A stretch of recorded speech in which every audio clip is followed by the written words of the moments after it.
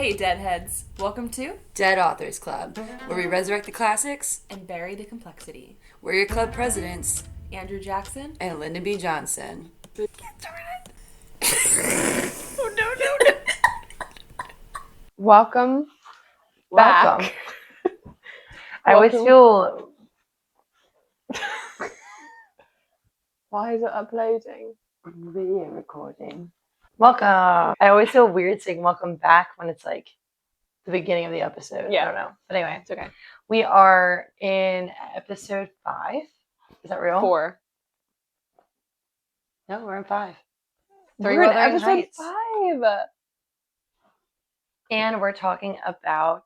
Sorry, there's a pop-up on our computer that's really distracting me. We are getting into the Old Man and the Sea. Good old boy Ernest Hemingway tonight. Good old boy.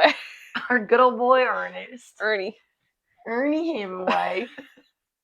Do we want to start with the breakdown of the synopsis? Mm-hmm. Okay.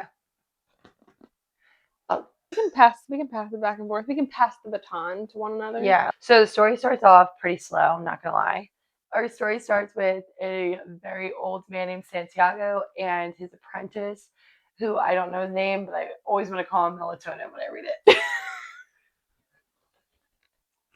Let me say spelling. Molden. Mjolnir. But Ernest and Moldy.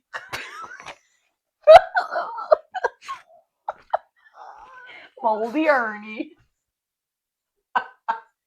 Anyway, she's gonna get the spelling or the pronunciation. Wait, you listen to it. You should know how it's pronounced. Manolin. Madeline. You see why I said that? I think of mandolin.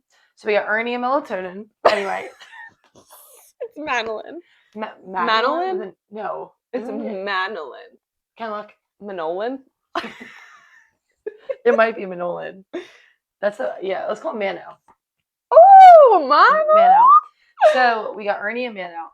No, we don't. We have Santiago and Mano. Santiago is a very old fisherman who used to have a very good reputation, but now he is called the unluckiest man on the island. Mm-hmm. They have a word for him because he has not caught a fish in months. And his apprentice, 84 days. 84 days to be exact. And his apprentice, Mano, loves him, wants to support him, defends him to the T, but his parents are like, you need to actually make money. You need to get fish for us to eat and sell. You cannot keep going out with Santiago. So at first, I feel like in the beginning of the story, he goes with him anyway. He comes back in spite of them, goes out with him, and then nothing happens. They like plan the trip. They talk about how the boy is like, Mano is like, hey, have you eaten? Santiago's like, yeah, I had beans and rice on the pot. And then it's like told to us that Mano understood like he was lying. Like this old man hasn't even eaten. He doesn't take care of himself. So Mano goes and gets some lunches. They talk about baseball, and then they go out fishing. But eventually Mano does concede to his parents and leave. And then Santiago is kind of like, I'll show everybody. And he goes out really deep into the sea. And he finds this ginormous fish. If you want to take it from there, what happens? It was a marlin. Yeah, the marlin. I think they said it was 18 feet long. Wild. Crazy. So he finds this marlin and he eventually does like hook it. And it's basically so big that it's pulling his boat, out deeper into the ocean. And he's so deep into the ocean that they eventually say that they actually sent the Coast Guard after him. Yes, like, I know. That was him. crazy. That was weird for me. Yeah. And we'll talk about it. Yeah, we'll Okay. we'll get to that. We'll talk about it. And we'll get to that. So Santiago's skiff is being pulled out to sea deeper and deeper by this marlin. And he's basically just waiting for it to get tired. In the process, he's getting all these injuries and it's weakening him. But he's at the same time noticing that the marlin is obviously like getting slower. Now he's following the current. He's getting weaker also as time goes on. So eventually he does get into this big big moment. This big battle with this marlin. He kills it. Through the heart. This is going to be the catch of his career. Mhm. So he wraps it up. He does feel guilty, and I guess we'll talk about that. But like he starts feeling like the fish was a brother to him, and he feels guilty. He truly loved it, and it was his companion. He like really respected the fish because of Yes. how hard it fought. And it was almost like I keep wanting to get into all of my notes, but let's Yeah. not. Okay. So he hooks this fish. I mean, he kills it, all that, He but wraps he it. can't pull Yeah. it overboard. Right. So he ties it to the side of the boat. Mhm. And then as he's going back to shore, sharks attack Yeah. and they want to eat the marlin. Yeah. Or one shark, I think, at first. So at first it's one mako, and it's a big mako, and it does take, I think he said 40 pounds off Yeah. of this 18-foot fish. Yeah, Just in that one shark attack. Like we said, he can't lift it onto the boat, so he has to drag it alongside the boat. And so it's making the skiff slower. And he's way, way out in the ocean, so it's taking him forever to get back into shore. Mhm. And so the one shark attacks, and then Two more come. and then another one comes, and then more come. And by the end of his journey, he comes back with just the bones of the fish. And then and the head. He's dragging himself on shore because he's so beat up and battered from his journey. Mhm. And Mano is distraught. He's like, I'm never leaving you again. But what was really cool, I thought, was the size of the skeleton he comes back with was enough for people to kind of like give him his reputation back. Yeah, they really respected him after that, and they were like, wow, he's the greatest fisherman. No fish this big has ever even been seen, let alone caught. The last sentence of this story, I actually don't have it, but we can just pull it right. Is about lions. From his youth, Santiago had taken a journey to Africa, so he dreams about the lions from them, which is very symbolic, and we'll talk about that. But the last sentence is, up the road in his shack, the old man was sleeping again. He was still sleeping on his face, and the boy was sitting by him watching him. The old man was dreaming about the lions, which like he dreams about these lions throughout his whole journey. And so when he goes back to dreaming about them, it's pretty significant. I actually really like the last sentence of this one too. Mhm. I'm just a last sentence girl. You're a last sentence girl. And just something romantic about finishing a story. And finishing it well. Mm-hmm. It's hard to do. Mm-hmm. So Hemingway, he survived anthrax, malaria, pneumonia, skin cancer, 2 plane crashes, and 3 car accidents. Insane. He also fought in World War One, I believe. What was his position in World War One? He was a correspondent, but also operated as a colonel, leading French militia against the Nazis. And he got really injured, like badly injured, and had to be sent home. Yeah, he won a medal. Yes, and so, but he became an expatriate, and he moved to Paris. Oh, no way. And when he moved to Paris, that's where he got in contact with a bunch of really big names like F. Scott Fitzgerald. Okay. And that's where his writing really takes off. I think his first work was The Sun Also Rises, right? Yep, The Sun Also Rises, published in 1926. So The Sun Also Rises was his first published work, and he actually was very widely known to be an alcoholic. Interesting. Famously stating, "Don't bother with churches, government buildings, or city squares. If you want to know about a culture, spend the night in its bars." How old was he when he said that? I'm not sure. I'm just curious because when he wrote this book specifically has so much religious imagery in it that's throwing me. Well, I think that the religious imagery in this book is because he probably himself wrestled with that. Like just long suffering. I don't know, maybe I almost feel like Santiago's view of religion was very like transactional. It was very much like, all right, I'm going to do this so that you do this for me. I was thinking more about how Santiago embodies religious symbolism. He says 2 things that I thought were really interesting. One, he says the wounds in his hands, right? That keeps getting referenced over and over and over again. And the other thing is when he gets the wound, when he's fighting, I think it's the marlin he's fighting, it might be the shark, but he lets out a sound that's or whatever, but it says the only way to describe it is a nail being pierced through a hand to wood. And I thought that that was really interesting. And then when he's home and he's dragging his mast, I was thinking about carrying Calvary, cross. like carrying the cross. So I just thought that, and the bare feet. Remember, I don't know if you remember when I started reading this. I said they keep talking about this man's bare feet.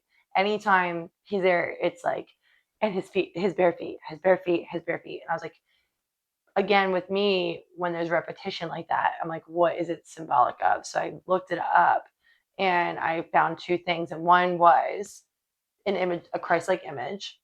And the other one was just to show that he's very connected with the earth. Like he's just very homely, he's humble. I honestly didn't even at all pick up on any of that religious imagery. Oh, really? That's what I was thinking. I was thinking more along the lines of like when he talks ideas about of like sin and hope and kind of like, well, everything's a sin. It did sound very resentful. Yeah, well, from the author's point of view. Okay, I could see that. You know? Yeah. Wondering very much why he made Santiago just this picture of humility and long suffering and like, you know, his victory in the end wasn't even, but that's also probably why I kept coming up with such a dead end. I was going for like, what's the religious moral theme? And I kept coming up with a dead end because I couldn't really think of one. Well, it's interesting that you felt like Santiago was a picture of humility because for me, Santiago was very much a picture of pride. Well, yes, pride. He even says like, I killed this marlin to feed people, but really I killed this marlin because I wanted to kill this marlin because I wanted my reputation back. Which I was going to say the book is very much themed of age, like getting older, losing. Why are you looking at me like that? Is that what you're going to say? Because when we talk about symbolism and theme, which is right now actually. So that's pretty much what we're doing. So then I'll just tell you my take. Okay. I have a lot of notes on this, so bear with me. I'm sad. Okay, so I thought that this was definitely a commentary on having to confront time. Yeah. Having to confront age. When the old man is fishing, he's fighting to wrangle this huge fish into his boat, and he doesn't see it at first, but he knows it's there because he can feel it pulling him away from shore. He's desperately chasing it all the time, refusing to let it go. All the while, he's forced to confront these thoughts of when I was younger, I used to do this. I'm only an old man now. I'm not strong enough for this. And he keeps saying, I wish I had the boy with me. So I was thinking that the boy was maybe symbolic of either his younger self or even deeper than that, just of youth as a whole. Yeah. But I also think the fish could be symbolic of youth. How it's like swimming away from him and he's wrestling with it and he's trying to grapple. It. Wow. Yeah, and he's trying to like grapple with this idea of like wrangling it in. Just like how keeping it. We wrestle with this idea at some point in all of our lives of like, man, I'm getting older. I wish I could reel back time into myself. You know what I mean? And just coming to that realization, whether reluctantly or not, that we can't. And I think Santiago really, really was struggling with this age. He was like, I'm just as young as I used to be. Yes, just he as good as I mentions used to it be. all the time. He dreams of the lions from his youth, which are like a picture of like top predator. Yeah, like, top predator. King of the jungle. He even says in his younger years he beat a man at, was it like an arm wrestling competition? Yes, he brings up the arm wrestling. Yeah, that's the vibe I got. It was like a full day long arm wrestling competition that people were gambling on or whatever. Yes. And then he won, and then there was a rematch and he won it again very easily. So he's revisiting his past a lot. You know, he kind of is like, I used to be just like this marlin. And I think it's interesting too that each part of him that people normally struggle with in their old age, he mentions. You know, he mentions that his back is hurting and his eyes are hurting and he's got issues with his hands and his shoulders and they're just not recovering the way they used to. And it's almost like the fish makes him face these parts of himself. Wow, I love that. And serves to illustrate how old he is, but also how reluctant he is to accept it. Like he still thinks that he's capable of doing all this by himself. And like you said, he's very like, I'm going to prove everyone wrong. Like, I'm going to get my reputation back. And he keeps saying he wishes the boy was there, but he still feels like he can do it without him. You know what I mean? So it's just, I thought that was interesting. And then even the fact that at one point, well, at a couple points, he prays and but he explicitly says, I'm not religious. Right. But I'm going to pray. Yeah. Maybe this is a stretch, but I almost even thought how people confront religion in their old age or when they're close to death. Okay. You know what I mean? But I thought, you know, as he struggled to reel in the fish, I saw a beautiful picture being painted of, like I said, the desperate fight that we all go through to spool time back in and having to face the reality that we can't. And in that way, I feel like we're all Santiago. No, I love that. That's really good. When I was going through it, I just found a lot of commentary that was honestly disappointing. I feel like nobody got as deep as we got. No, I agree. I No, think everyone's like, oh, it's about the tenacity of man. It's about the fight between man versus nature. But my thing is, like, if every scholar in the world is saying that, then it definitely is supposed to be about that. Maybe. So then in your theory, or like in your interpretation, I should say, what do the sharks represent? That's a good question. Because in the commentaries I was reading, the sharks were symbolic, but they were symbolic of like meaningless struggle that we have. For Santiago, he doesn't care whether or not he wins or lives or dies in this fight. He cares that he doesn't give up the fight. And so in that way, he is a picture, a symbol of like fighting through the struggles of life. You know what I mean? So, but it's almost like it's a pointless, even if it's pointless. It's a pointless struggle altogether, because like even if it is about time, even if it is about like battling with your youth, you still come back with you lost. I loved when he said, whether you die or I die, like I don't care. Yeah. It says like out loud to the fish. I have a couple quotes that I loved from this book. Me too. But that was definitely one of them. But I think if it is about time or age or whatever, I think the sharks could still mean the same thing. Like that pointless fight. You know, he fought to get this marlin, right? Which could represent age or time or youth or whatever. But even when he strapped it to his boat or whatever, he's still not winning that. Right. Like, you know what I mean? Yeah. The sharks are going to come after it. And in that way, the sharks could even be like other youth that are hunters. You know what I mean? The younger ones that come up and almost take your place in that way. Yeah, because I saw that with Santiago and the fish at first, where he was just like, I wish he, you know, could see what kind of man I am, but I'm glad that he can't, because he would see all these injuries that I have, and he would see that I'm just an old man. So it's better that he doesn't see me. It's better that he doesn't come out of the water. And talking about how strong he is and how tough he is and all this stuff. So insecure. Yes, he's so insecure. No, but, and I also thought that it was interesting how the man kept reminding himself of things that the boy would tell him. The boy would tell me I have to eat. So I have to make sure that I eat. Even like when he has this moment of total despair when he loses the fish and he's thinking about sin and who really won the battle and stuff. And he says something about, but thoughts of the boy sustain me. What saved his life that night was thinking about him, because he was having such a dark night of the soul. And he was like, you know, it's better to have hope, but I don't.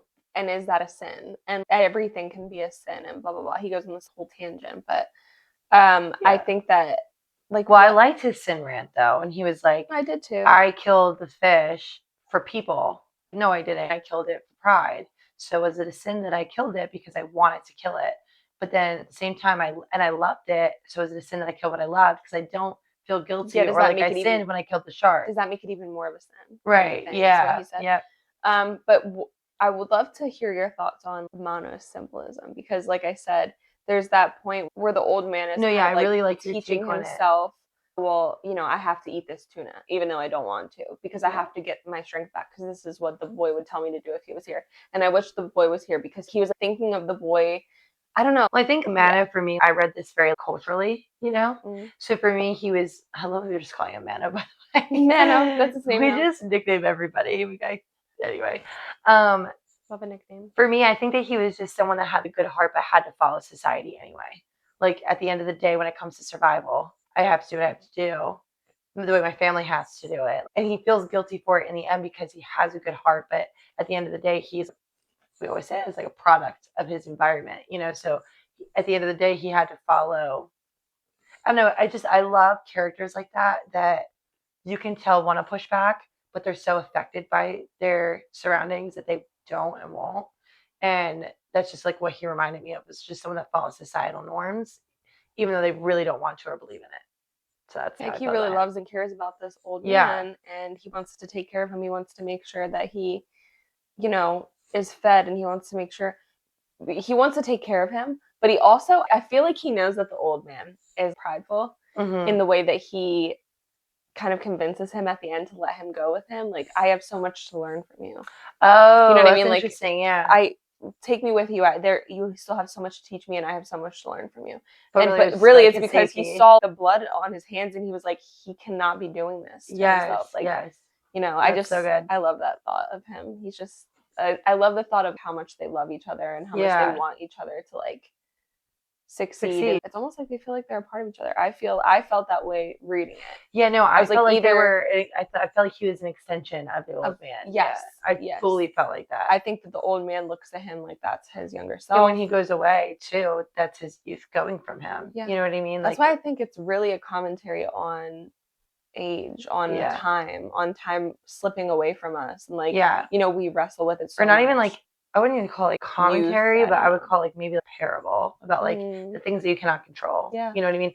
It read to me like such a parable, which is why I was so irked when they would bring up Coast Guard or baseball. Or, I'm like, you're taking me out of the story. Truly, the story feels so magical and like cozy and quiet and slow. But I struggled with it for a little bit. We have some gripes.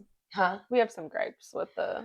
But my thing, like by the end of it, and I knew I was speaking too soon because I knew I was gonna like it. Because I told you got better at the end. Yeah, but I will also say, like I will never read again. I was like, well, I don't want to speak too soon because I know I like stories where nothing happens, like very normal stories where nothing happens, but at the end of it, you're like, I feel like I just lived a lifetime, and this reminds me of that. Yeah, it just feels like not so epic that it was this grand adventure. Normal but epic enough where like something deep just happened in these pages. Yeah, and I lied anyway. I read it twice and I loved it. I loved it way more the second time. That's when I kind of realized like, oh, I think this could be about youth, and I think this could be about time. And I saw all these different, I don't know. Yeah. So I spoke, I think, too soon too. I think I forgot a lot of the magic of this book, which is just like the imagery in it. It builds a great world. Yeah. Obviously, it's our world. It's not like it takes place anywhere different, but I think that Hemingway does a really beautiful job of just making us nostalgic for a life that we didn't live. Yeah. You know? And I think that that's just who he is as a writer. Some of the quotes that I loved from this book: fishing kills me exactly as it keeps me alive. And then he said, the boy keeps me alive. No, that's what I was talking about. That's what I was bringing up. When that's like when he's having the despair and he says that and then he like lives because of that. Yeah. I loved that. I love that. And then he also is talking to himself at one point, arguing with himself. And he's like, I just think this is so real. He's like, you give me such good counsel. I'm tired of it. He's like talking to himself. I want to be pissy right now. That's so funny. And then when Mano says to him, now we fish together again. And Santiago says, no, I'm not lucky. I'm not lucky anymore. Mm-hmm. And Mano says, to hell with luck. I'll bring the luck with me. I love it. I just love their dynamic. I know. I love it. Is Mano like a hear me out? Okay, how old is he? Okay. Hear me out, though. I have so many thoughts. Okay, I'll do my quotes first. The punishment of the hook is nothing. The punishment of hunger, and that he is against something that he does not comprehend. It is everything. I just love that. And then the other one was about when he was talking about, I don't know if I have it written, but when he was talking about feeling so lucky that he doesn't have to hunt the moon and the sun. Oh, I love that part. Just thought that was so beautiful. Let me see if I do have it. I love that part. I actually missed two of mine, so while you're looking for that, I actually have written here way above the other quotes. My favorite line from this book is, and I also spoke too soon for this, but it was, then the fish came alive with his death in him. Yes. No, I love that line. Well, because I read that was to be interpreted literally in terms of like the fish's life is now alive through him. I read it like he was thrashing back when Santiago was plunging the harpoon into his chest. Oh, he came alive with it. Yeah. I don't know. But either way, I just thought that was really beautiful. Yes. And then also, I think this probably is one of the most quoted lines of the book, surely. But it was, a man can be destroyed but not defeated. Yeah. And I love that line. Well, yeah, because for Santiago, it really wasn't about the end. It was never like he truly didn't care if he won or lost. He cared that he didn't give up. That was his whole thing with the shovel shark, with the marlin. when he's like, one of us is gonna die, and I don't really care who Mhm. dies. I care that I don't give And up. with the Like, other his sharks, whole what does thing he was call about like them? resolution over survival. He didn't care about living or dying. He cared that he put up the fight that the fight deserved. Well, I think it was honestly, I think it was, in my opinion of Santiago, I feel like it was maybe less of the. This is gonna be a hot take. I think it was less of him being like tenacious for the point of being tenacious. I don't know. I think it was more of him being like, I can't go back without Oh, you catching think it was his something. pride? Yeah, I mean, Well, because he says in a couple definitely. times, this is day 85 or a day 84. This is it. If I Yeah. don't go back with this fish, it's better for me to not have. I don't think it's a hot take. I don't know, because everybody says this book is about, oh, Santiago's like a representative, can't kill the human spirit. You know what I mean? Well, But yeah, for me, but you it's can't. But then it comes down to the question of why, like, what part of the human spirit keeps us going, and it probably is our ego, pride. Yeah, exactly. So it is both, you know. Yeah. Writing style. I really want to get into Go for it. Hemingway's writing style because, okay, this is gonna sound so weird. I hear writing style. Like, for me, C.S. Lewis and now Hemingway are very quiet meadows, like with a stream running in the background. Wow, Like, you have synesthesia. Do you know what that is? yeah, but I only have it with writing style. I don't have it, like, I don't It's hear okay. colors or anything. I don't think that it cares. I'm trying to think of other examples that are loud and city-like to me, but for them, they are so quiet and peaceful, and I actually hate it. The way that they write, like the way what they choose to pay attention to, what they choose to describe, like there's such a difference. But for Hemingway, I feel like his writing style, it was so submersive. I felt like I could smell the salt, like from the ocean. Like I was like, I felt like I needed to read this at the beach. But also like I would hate to read it at the beach because it's not bustly enough, you know. There's no buzz in the story. But and then I thought like it was very much written like a parable where it was just like this animal teaching us a lesson about something, you know. And I love that it's called The Old Man of the Sea and not The Old Man and the Marlin or the fish, because it really was about like his journey out to sea and the fact that the sea was battling him, you know, like he took life, because it could also be like an environmentalist story. Like you took life from the ocean and it took it back to punish you. You know what I mean? You could read it from that lens as well. If you like, I could write a paper on that if I wanted to. But there's also, I was like looking into his writing and like trying to place this genre, and it's just like, I think it's just novella adventure in like the 50s. But he has this, they call it like Hemingway's iceberg theory. So he has a style or pattern in his novels where his themes are always underwater. Like you only get the tip of the iceberg from Hemingway in the writing itself, and you must sit and analyze it. And I have a very high respect for that. I love it. Yeah, like with that, I was like, I kind of want to read way more of his work now, where it was a very slow start for me. Yeah. Even though it's a very short book. It's a really short book. It's a 2-hour audiobook. It was, oh, I don't know that. It's a 2-hour audiobook, so we could have done it in 2 hours of a day.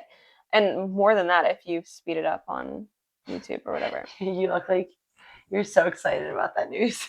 It's just funny to me because we made it more painful than it had to be. Yeah. I think. Yeah. But when you appreciate Hemingway for what he is really, really good at, which is like stylistically, like his form. Yes, and just like being so immersive and so, like I said, just making you nostalgic for a life you didn't live. That's what I feel like. That's a really good way of putting how I felt with reading this, with the setting and everything. Like when they were going and getting their lunches and they're sitting on the docks and then they go out. It was just like very sweet. Nostalgic. Like I could smell the coffee. I could smell the fish and he doesn't even oil. describe it. He doesn't even describe like flavors. I wouldn't even get into the fact that he eats raw fish. Did we even talk about that in the synopsis? Sushi. Disgusting. Sushi. No, because I like sushi and I would never sushi. just rip a skin off of a marlin and just eat it raw. Okay, well, he's also a hunter. He's also like very savage. He's a hunter. Hmm. He's Anyway. a hunter. Anybody who hunts for sport does the same thing with animals. I suppose. I will read more of Hemingway now, though, Yeah. because I really have a huge respect for the fact that I sat here and read this and I was like, what was this about? But then the more I thought about it and the more I looked into it, the more I was able to pick out different things from it. Mhm. And I don't know, I love that type of story. Yeah. No, I love it too. What do you want to do? Well, I did want to say I actually also think it's really impressive how much he knows about fishing and sailing. I was like, I wonder if this was a big part of his life. I mean, I'm sure we could find that out for sure. Yeah. But yeah, I just thought that was really impressive because I wonder how much of it's accurate though. I wonder if he didn't know anything about it and wrote a story about fishing and like it's not even. Maybe. I feel like he knew a lot of terms though. He did. He knew a lot of terms. But I just feel like. But I wonder if a fisherman read that was like, you can't even use a harpoon for that. I don't like think this is so unrealistic. Or you just grab a sail, okay. I do think 18-foot marlin, okay. Okay. I do think that this was it would be a really good introductory read for like a guy who wants to get into classics. Yeah, this one's for the boys. It's for the boys. No, for real. This Hemingway's for the boys. Is for the boys. I think Hemingway in general. It's got baseball. It's got. He talks about Joe DiMaggio, you know. Yeah. Well, he does. He does. I loved his thoughts on that because that was like so boyish, where he was just like, Joe DiMaggio would be so proud of me because even with my broken hands, I wrangled this fish in wood. And he has bone spurs, and I wonder what that feels like. And I was like, this is just such a boy's train of thought. I just love it. I did love it. Oh, if he could see me now, I'd be so proud. I was like, yeah. All right, you're 80. It's a little sad. It's a little sad that he thinks, I wonder if Joe DiMaggio would be proud of me or not. I wonder if my dad would be proud of me. Well, we don't get anything about his family. I know. That's what I'm wondering. No family. I wonder and that's like the whole island calls him the unluckiest man alive. It's some term that they use. I think it's the first page. You'll probably find it. But whatever term they're calling him means like the unluckiest person to ever live. Yeah. And he kind of lives up to that because he catches this huge fish that's the catch of a lifetime and then loses it in the ocean. But at least he has that skeleton to prove that he caught it. Well, I know. And so in the end, it didn't even matter. But yeah. So that was really, I just love that because I'm so heartbroken for Santiago. Every time the sharks attacked, I was just so heartbroken for him. I'm like, no. Like, I do wonder if there's a theme in that too, that even the fact that he came home with none of it and still was fulfilled, like the people appreciated him anyway. And he was just happy to be home. Like he was just so happy to go to his bed. Yeah. You know, at the end of the book. Like it's the simple things in life. To be back life. with the boy. He wanted to be with his. It's all about. It all comes down to those two at the end, which I think maybe it was even about that too. Like you could literally read. The more you talk about it and read it, the more you could pull a whole different essay out of it. And I think that it's interesting too because it's just it's such a simple book. Like it's very, but that's also Hemingway's style. Yeah. Hemingway's style. His sentences are very like concise. He's always to the point. Mm-hmm. Other people even say like his words are chosen very intentionally. Yeah. And he doesn't use more than he has to. Yeah. He's not a very I could see that in this. Absolutely. Yeah, he's not a very like wordy. We should bring up. We don't have to name them, but like the professor you reached out to for this. I did because I thought her commentary on his novels was very interesting. Yes, I reached out to a very well respected and renowned professor. She specializes in Hemingway. And we did invite her on for this episode, and she did very respectfully decline because it was this book that we were going over. She said it was her least favorite. She said it was her least favorite of his works. She did give us some really great information about Hemingway, but just saying like he considered himself a short story writer, and so his novels and novellas were just to make money. They were not his passion, and you can see that reflected in the. Yeah, I thought that was really interesting. I did think that was interesting too. But anyway, as I read this a second time, I feel like I was so excited to just rip it apart. And once I kind of realized, oh, okay, this could be, about this and this and this. It was just, I feel like this has so much depth to it. I agree. I don't think they take the time to dig into all that it means. I agree. Really.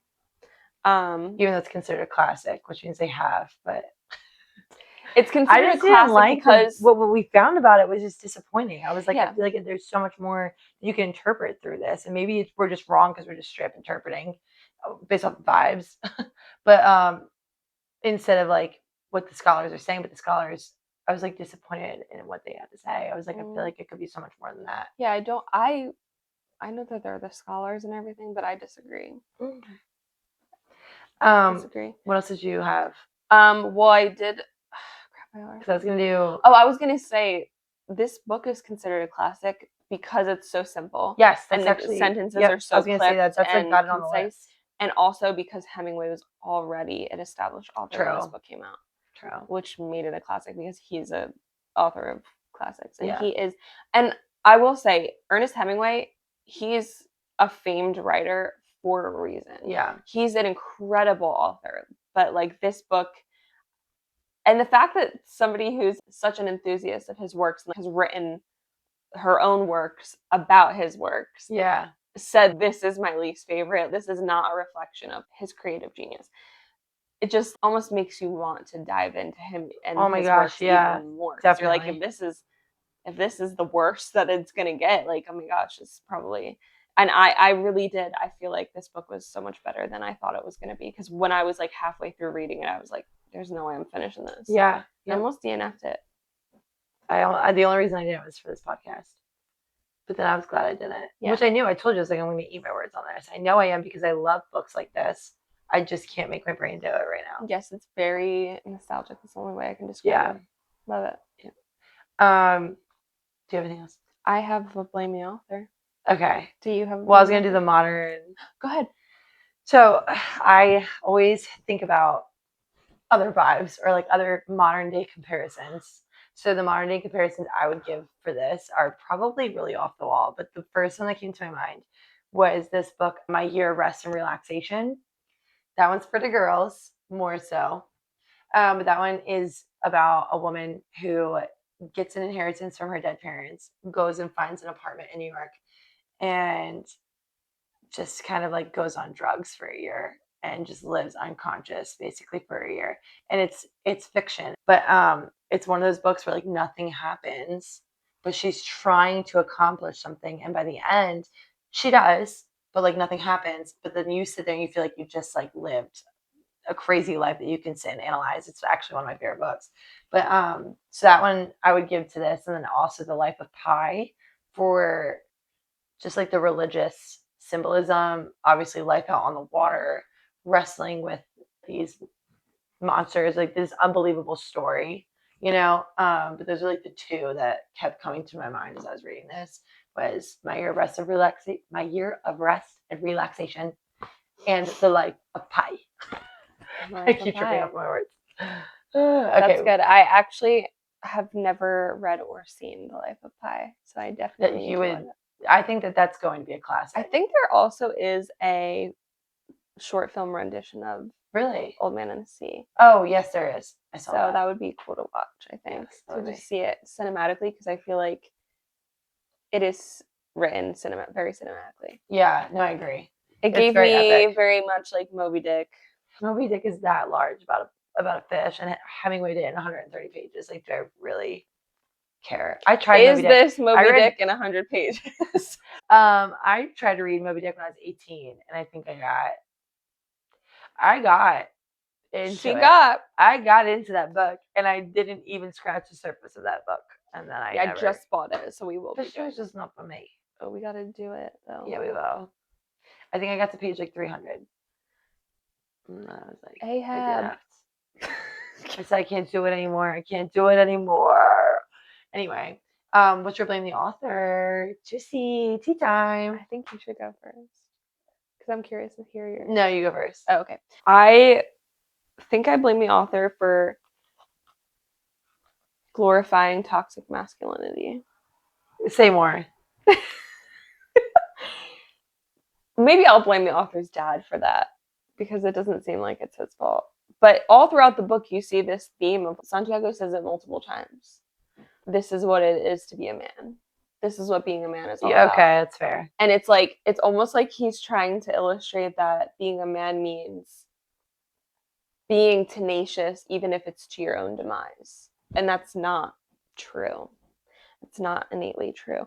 But also, I think that it could be this novella can be a product of its time, and writers then could be a product of their time. Yeah, and that could be. I could see it. That's a good blame the author. Is it? I blame the author. I don't know. It's so hard for me because everything I want to blame them for, I argue against myself. I want to blame them for the dead ends too. Like, why throw things in there that really didn't lead to anything? But then I'm like, but is that just because I'm up here in the iceberg and I need to just analyze more, you know? Like, my thing was like, I kept trying to figure out The lions. I was like, they can't just mean his youth. They can't just mean predatory. He misses that time in his life, but I can't figure out what they mean. And so, like, there's that.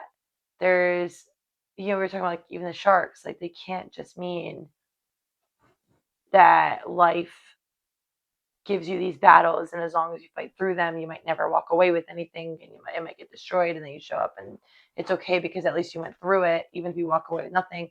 I'm like, it can't. I mean, that's deep, but like, it can't just mean that. Like, I don't know. I kind of blame him for. That's like I guess it's my blaming author. It's like, I wish I had more solid answers, but I just think that's my own fault. You wish it was less ethereal.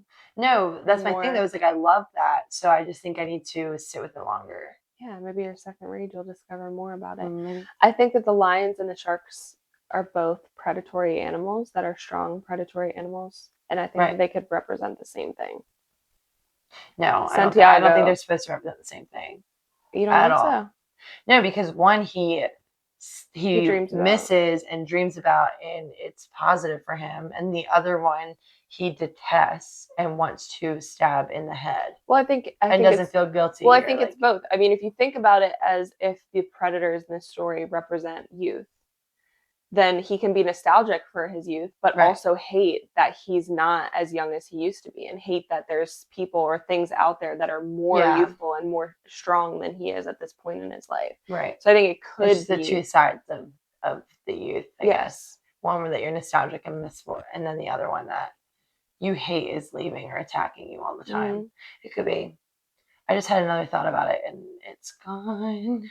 It flew away. What was it? Also, guys, we got these new microphones. Check. 1, 2, check.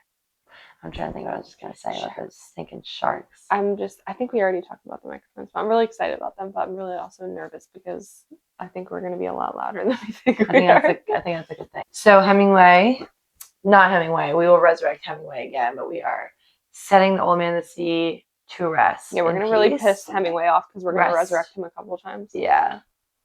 Rest in tempest. Oh. Storms. Rest in youth. Rest in youth, Santiago. Rest in youth, truly are. Rest in youth, Santiago. That's so sweet. I love Santiago. I do love Santiago. I think that part of me will always be sad for Santiago. Yeah. The unluckiest man alive. But he has mano. He doesn't. Sounds like I'm saying. He's not, and is he really that unlucky?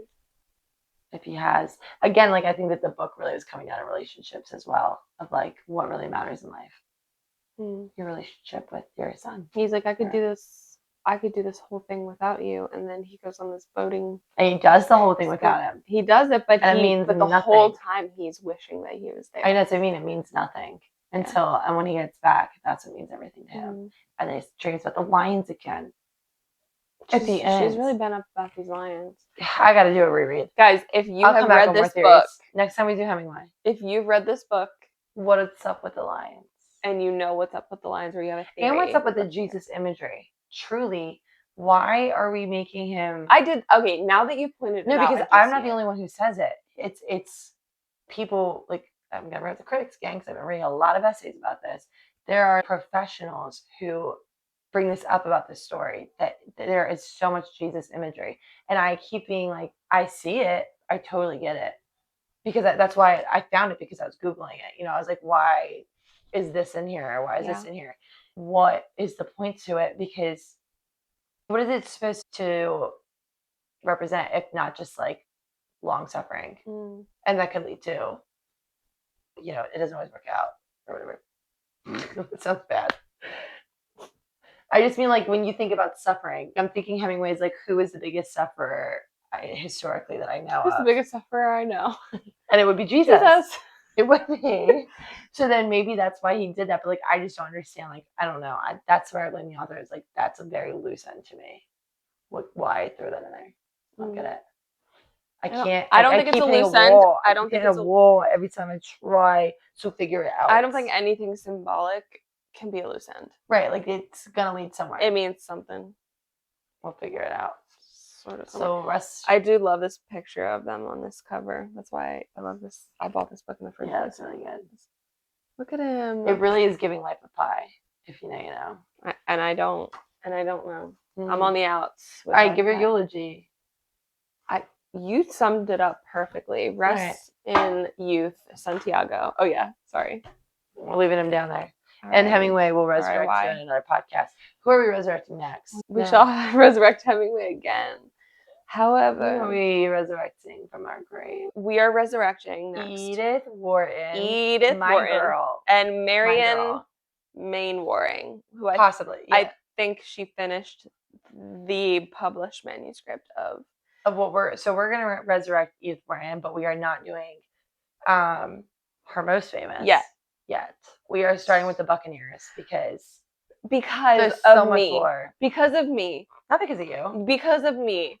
Why because of you? Because of me. Okay, why? Because I have this thing. Okay? Oh, I see where you're going with this. I have this thing where I can't read books out of season. So I hear writing styles you can't read out of season. I can't read out of season. And I read this in the fall, which it's a very full book. I don't. I digress. I disagree. But I digress. I think that this is a very spring summer book because I can't wait to reread this. The horse racing season and the season where like the girls come out and they make their first appearance in society and they offer themselves in the marriage market always happens in spring, summertime. So I don't want to hear it. It's not a fall book. It's a spring book. And that's why I couldn't read it until you're going to be right now. You're going to be pleasantly surprised. I'm really excited to resurrect Edith Wharton. She is one of my all-time favorite authors as of like last year. But all-time favorite authors because I read for one whole year. Yes, all time. She's like literally top of my list now. I went out and I bought her entire anthology after I read The Buccaneers, and I've read maybe like 2 from that. So I love everything and everything I learned about her. I love you more. I just can't wait to do this one. I can't wait. Yes, this is very exciting. So we'll be back next week to get into the Buccaneers. And there's some really fun facts with that one. Yeah. The end. So we will see you next week as we resurrect Edith Wharton. Bury her complexity. Resurrect her and then bury her again. Well, we will do that too. Yes, well, we will do that too as we go through her until the next time. Until the next time. Until next time. We'll get into that. Yeah.